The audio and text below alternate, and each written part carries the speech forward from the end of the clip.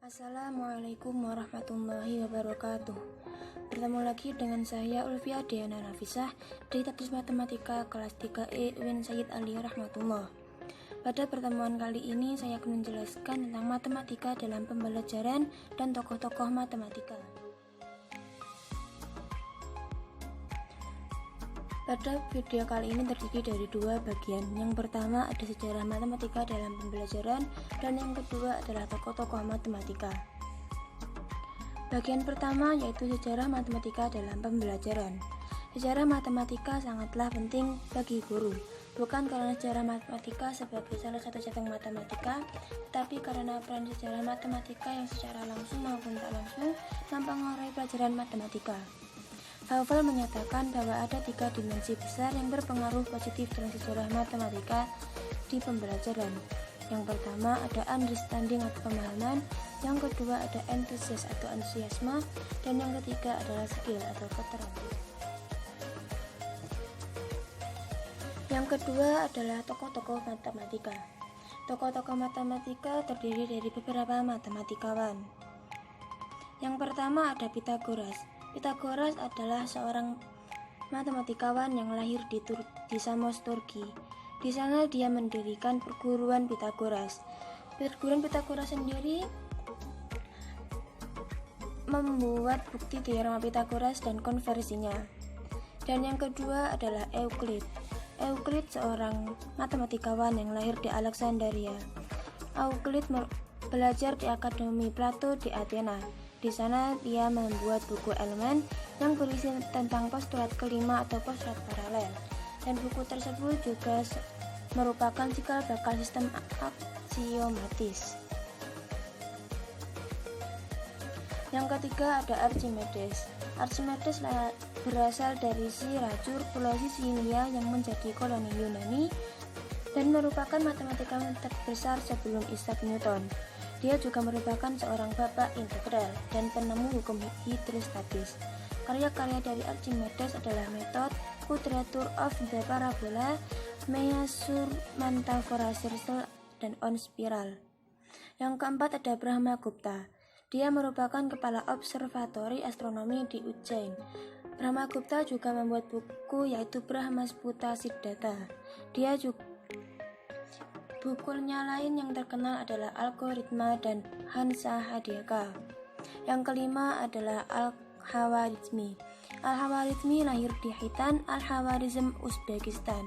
Dia merupakan bapak aljabar. Bukunya yang terkenal adalah Tratatit Arithmetica. Dia juga seorang penyusun zip.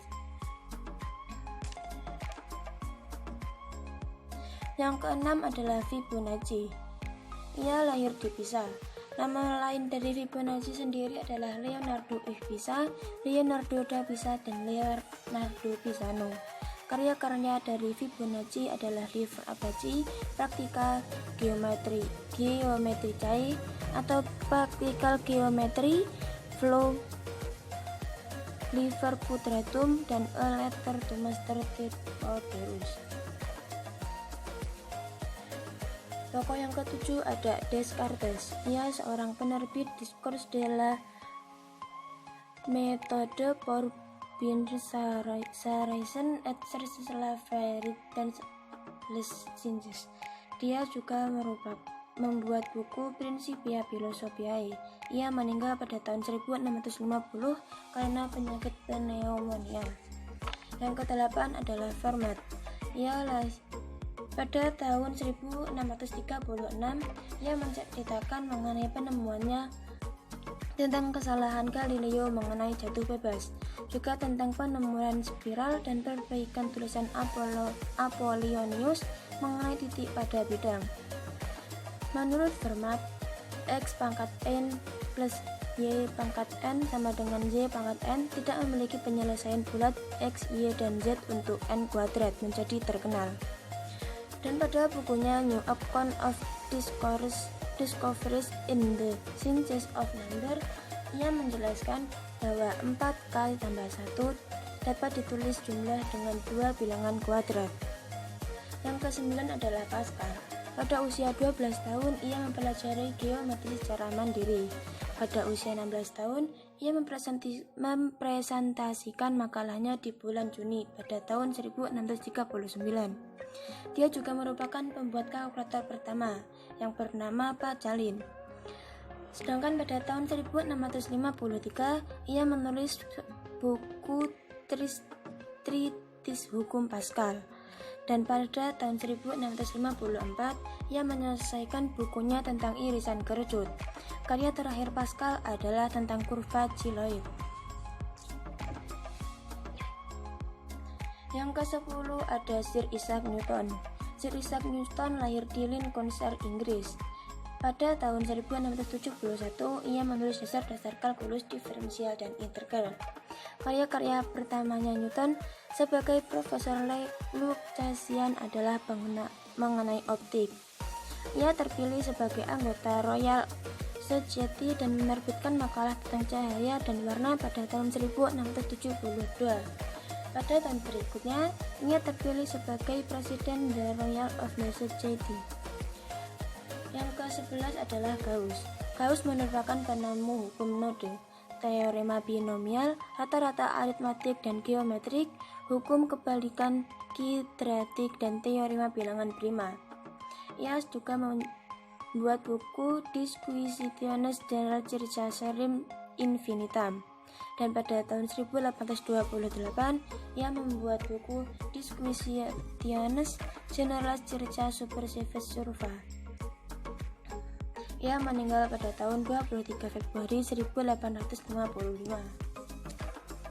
Dan yang terakhir adalah George Coulter, seorang penemu teori himpunan. Pada tahun 1870, makalah definisi bilangan irasional terbit. Ia juga membuktikan himpunan bilangan rasional dan bilangan aljabar adalah terhitung atau kontabel. Pada tahun 1873, ia membuktikan himpunan bilangan real adalah tak terhitung. Makalah terpentingnya yang terakhir adalah teori himpunan, yang terbit pada tahun 1895 dan 1897. Makalah kedua Coulter terdapat teori tentang well ordered set dan bilangan ordinal. Sedangkan pada tahun 1897, ia menemukan paradok dalam teori himpunan. Pada tahun 1918, ia meninggal karena serangan jantung.